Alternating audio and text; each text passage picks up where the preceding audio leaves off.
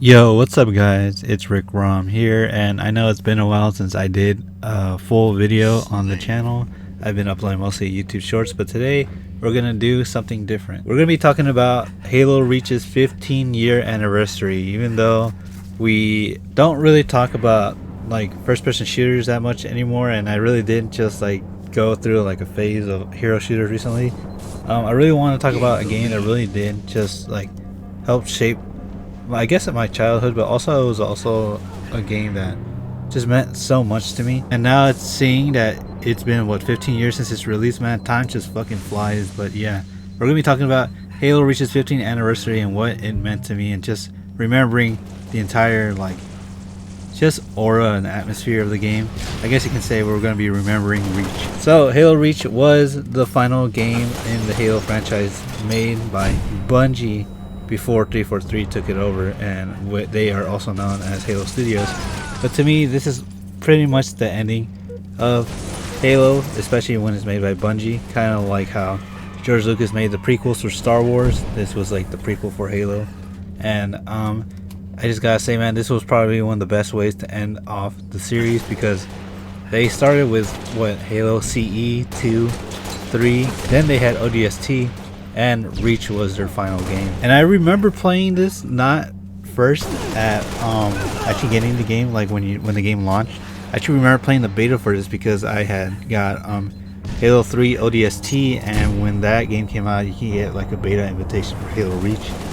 I remember someone at school telling me about it, and I downloaded it, and it was just like the very last day that you were able to play the multiplayer beta. And you can probably see it later in the video. I think I played it on this exact same map, the map with like the yellow like pillars and like the whole like water in the middle. I forgot what it's called. I think it was like a generator plant or something. But that was the first time I played it. I remember even like landing assassinations or getting assassinated, and you couldn't even move the camera around, and you know, that's just, it was at a fixed point. So it was pretty bad getting assassinated and assassinating somebody because you couldn't change the camera angle. So that was something that they changed eventually in the final game. But yeah, Halo Reach was probably one of the best Halos I remember playing. I do remember getting that shit at a Sam's Club of all fucking places, you know? Because I remember my parents, they would take us to like grocery shopping and stuff. Then we go to Sam's Club and get like bulk items, and then if you have a membership, shit was just discounted. So I remember getting like Halo Reach at a cheaper price, cheaper than $60. I think it was like 55 something. And I remember getting like the first release copies that came with the Halo Reach, like armor helmet code, which was the Flaming Recon. I think it was Flaming Recon. And I remember getting that shit and coming home, playing that on the Xbox, and man, getting so hyped about it. And when it comes to Halo, I really do like the campaign, but admittedly, I like the multiplayer a little bit more than the campaign. But I remember going through my first round of Halo Reach campaign, and it being fucking amazing. I know you're supposed to start off with the Noble 6 helmet and stuff, but I had the Flaming Recon. I was like, I'm gonna start off with the Recon helmet. But yeah, basically the story is you're the new replacement for Noble 6, which is the sixth member of Noble Team, which were pretty much the best Spartans on the planet Reach, and they're trying to defend them from like the incoming Covenant invasion. And this just off the top of my head, I remember. Like, I played this like campaign a couple years ago, but it was really cool, and it was just something that was just crazy to me when I first played it as a kid. I replayed it a few years ago, but yeah, basically you go through trying to see what's happening, how like the invasion starts, then you go up to one of the Covenant ships, and then slowly as the story progresses, you're learning like the fate of Reach, like how hopeless it all feels. Like, even when you see, spoiler for a 15-year-old game, you're gonna see the Spartans slowly die off and stuff, you know, your whole Noble Team, and one by one they're all like killed like in pretty like crazy ways, all except one. And then you are at the final mission, which is like the funny meme that everyone keeps reposting, you know, objective fucking survive. And that is what leads to Noble 6 meeting Halsey, which is the creator of the Spartan program, and like the creator of some of the AIs like Cortana. So your final mission is to get that AI to, I forgot what ship it was, but it's a ship that has Master Chief in Halo 1.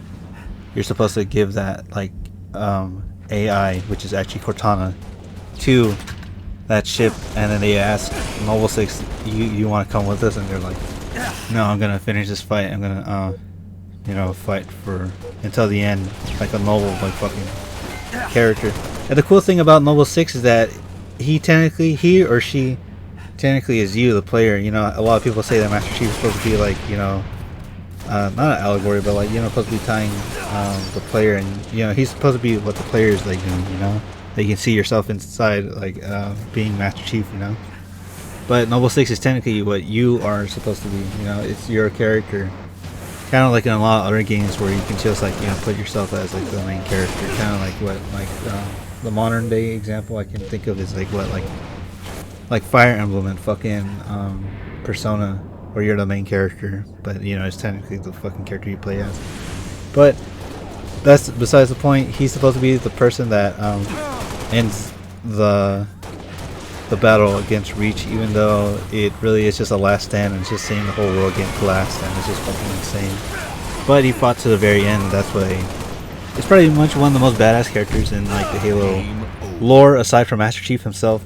Because if he were to survive, he was probably going to be the savior of the whole like Halo lore and the war between the Covenant and the humans and the Flood and shit. But it was pretty cool to have Bungie say that your character could have been the one to be Master Chief until they go back to the actual like main trilogy, which is why I think of it as kind of like the Star Wars trilogy, because you watch the original trilogy and then like you see how the story plays out, and then it goes back to the prequels, and then to see what leads up to like the first movie, which is pretty fucking cool. It kind of has some tie-ins there, but then like later down the road, when Star Wars and Halo both get bought out by another company or taken over by another company, it's just kind of go downhill. But that's a story. That's a story. That's a topic for another day.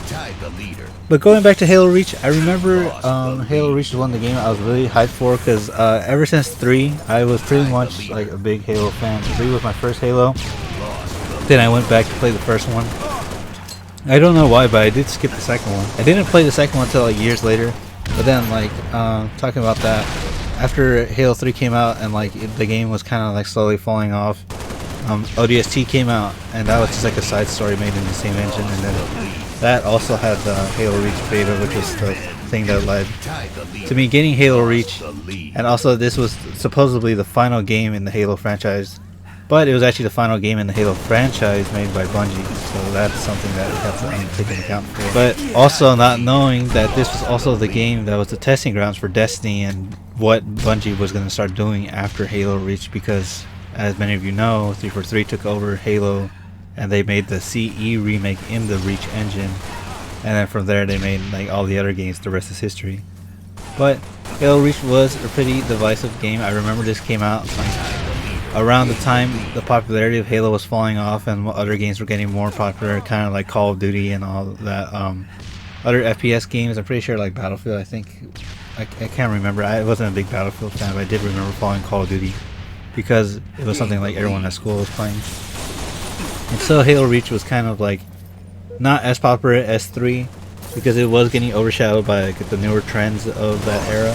But it does, like, you can see it in the art style and in just gameplay. It's reflecting that the era is trying to like cross over to. It's a lot more darker, grittier. Everything feels like a lot more weight to it. And man, if you just see it, just like how like Spartan sprints with like the AR. It just looks so fucking cool, man. Like I know, sprinting is also another thing that kind of divided gameplay here, aside from like blooming on the DMR, which was something new in the Halo franchise. A lot of people think it's like heresy to have sprint, but I think if it's an armor ability, trying to balance it out with like the other stuff like jetpack and armor lock and active camo hologram, I think it's pretty cool. But I am a heretic. I do play on fucking sprint most of the time when I'm on multiplayer. I think just because it's more viable.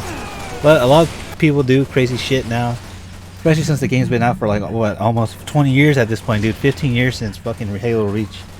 But yeah, man, it's crazy. It's crazy to see that this game it still lives on, but unfortunately it is really only playable online, like through the Master Chief Collection, so it's not the true version of Halo Reach. I do miss the original like 360 one, where you can just go in there, earn your progression, and like, yeah. Oh man, I just missed the main menu, dude. This game has so much fucking aura. Like the main menus are so cool. In multiplayer, you can see the lobby and see all your fucking like players in the lobby with their Spartans or custom Spartans and shit. And then it's just like, oh, and Firefight was another cool thing. That Firefight was pretty cool. I know it was introduced in 3, but it really got like super popular in Reach because everyone's just like trying to like survive wave after wave of Covenant and shit, you know. Like I said, it was around that time like Call of Duty was coming out, or Call of Duty was already out, and then I think they had zombies like in some of the games. So like the whole like PvE aspect was pretty cool. I also remember having like playable elites. Playable elites was fucking cool, but they felt like a different beast in this one because they made the art style was such a change in direction since the original trilogy. So the elites were like the brutes in this game. They were fucking big, bulky, and scary as shit. But I always liked the fucking designs of the elites here, and they felt more monstrous, you know. The elites in Halo 3 were like, they're my favorite ones there, but they felt like a lot more, how do I say it, less monstrous because they become your allies. But also here in Reach, man, they're just like a fucking like crazy fucking like enemy to deal with, which is why they called the elite before they were taken over like by brutes, you know. But yeah, actually I do think the brutes were in this game as well, but I remember just the elites having like the bigger presence just because they were a lot more cooler and you could play as them, and they had better, not better, but they had like different armor abilities, and it was just badass. Also, going back to the story and just like the whole Covenant, man, this is like before like they took the Covenant way more seriously. So you want to hear like the grunts like speak like English and do like crazy like one-liners and stuff. So most of the Covenant here felt like monsters. Like they really did take itself more seriously, especially since this was the Fall of Reach, which was based off a book that was made right after the first Halo game. So Reach has been in the mythos and lore since like the very beginning of Halo. But yeah, also just speaking about Reach in general, like even in Dead or Alive 4, if you play as a Spartan, some of her movesets have like references to the Reach book. But this was something that was like probably in the making for a while, you know. They probably had like the story planned out. But going back to just like when this game came out, man, I remember the marketing push was fucking insane. There was a lot of like action figures made by like the McFarlane toys were like some of the best toys I remember. Hunting Down, they had like I think they call like mini mates, or Halo Mega was also like starting to come out around that time. And you know, just seeing like t-shirts and seeing them shits on like Mountain Dew and snacks and shit, I mean, it was just fucking like crazy. I mean, you know. I do remember the Halo 3 marketing, but I was really young. But when Reach came out, I was a little bit more older, so I could remember it a little bit more. But yeah, it was just insane, man, just seeing all that shit. I remember like double XP weekends and just like all the custom games people would try to invite you, man. It was big at that time. I mean, sometimes I wish we can go back to that era of gaming. It's just like before people just wanted to become like this whole fucking like, oh, I'm gonna progress the battle pass and just unlock everything and look how cool my skin is. Man, I feel like an old head, but remember when we had to earn all that shit through achievements and just like playing the game and like doing crazy shit? Now you pretty much just pay your way through the battle pass, or just like try to grind out like useless fucking missions like in any game just to progress it. And I'm like, damn, man, I really wish we can go back to that era, man, because now everything just feels so desensitized, and like it just doesn't look as like epic anymore, I guess, in a way. Going back to the 2010 lingo, nothing feels like genuine anymore. Everything feels corporate, I guess, and that's where the direction of Halo's heading in. Man, it just feels so sad because like you'll see Halo Infinite, they brought back the Reach AR for like the main game before they brought in like the classic AR skin. But the way you see them like run and play in Halo Infinite just feels like a cheap knockoff compared to like Reach. While Reach felt like more grounded, weightier. The game felt great. There's collision, friendly fire, and just like, dude, it just felt like the whole game works compared to like what we get now. And it's like it's not fun anymore. It's not cool. But I don't want to keep this as a rant of the modern games, I want to remember Reach in the best way possible. And I know you're probably just gonna see a multiplayer gameplay of mine in the background, but man, this game was just so fucking cool, man. It was a prequel, but although it was a prequel, a lot of people say that this was their first game, which was Reach. And man, I remember someone telling me they're like, Reach was probably one of the best games in the series, man. Even the games that came after it or a little bit before it too, like couldn't compare. Which is debatable, but they're like, I remember when 4 and 5 came out and they tried to redo the Forge like in that way, and they're like, no man, Forge is like still better in Reach. You know, you can't, you know, it's hard to recapture lightning in a bottle. You know, it's basically almost perfection, which is what I think about this game, man. It's like lightning in a bottle for this era, and it's hard to recapture it because, you know, you try to play 4 and 5, they're just like Call of Duty like clones and stuff. Well, Reach, it wasn't technically a clone, but it was following some of the trends. But it still felt Halo, man. It felt like the final, like, polished version of Halo. And to this day, I still think that's like the final, like, version of a Halo game that felt super polished. That didn't feel like terrible or like a cash grab, or it just felt like a knockoff version of like what it once was. Reach truly is the most fucking badass prequel of any like sci-fi thing I've seen, aside from like the Star Wars trilogy.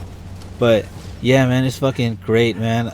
It sucks that you can't really play this on the MCC collection. I know some people are working on emulators for the 360 thing, but you know, usually when those come out, it's such a niche, and like it's not as convenient as it is to get, you know, MCC and play it online. But you're also missing out like all the aura of like the menus and like just like the OSTs and like the progression, all that stuff, man. It's just, man, Reach was a different beast, man, and I don't think we've ever gotten close to anything like it, which is unfortunate because you think since the series was moving forward we would get something as close to it, but we just haven't, man. And then like the current studio taking over just isn't what it's doing, and like it's sad too because now we're gonna get a CE remake by Halo Studios, from what I've heard, and like that's not the way to go.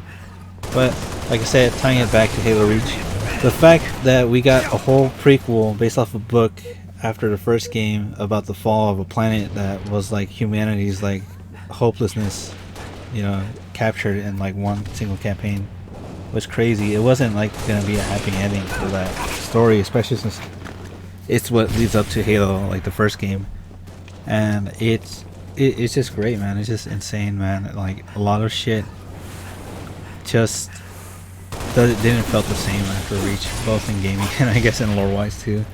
But it was the game that had the most aura, aside from 3 in my opinion. The gameplay was fucking fluid. It had a lot of new cool armor sets. The campaign was fucking crazy. It was insane. It was really cool, especially like Noble Team. The entire Noble Team cast is fucking a badass, dude, man. And I just wish we can get back to like the same like amount of feeling and aura that we had for Halo Reach. But yeah, man, this has been RicRom remembering Reach, how it was, you know, from when it launched to the marketing campaign to like what the series is now. But 15 years later, we are all remembering Reach, man. We all remember the good times we had, maybe some of the bad times. But I hope maybe we can have a lot more people play this game a little bit more if the rumors are true, if it comes to PlayStation, which still feels weird saying. But if we can get more on the player base, I would highly recommend it. But yeah, man. So yeah, thank you all for watching this video. I know it's pretty much just another RicRom Rambles video. It turned into like a little rant near the end, but we're going to be remembering Reach, remembering all the good times we had, remembering the campaign, and remembering all our Spartans that went MIA, and remembering everything that this game gave to us.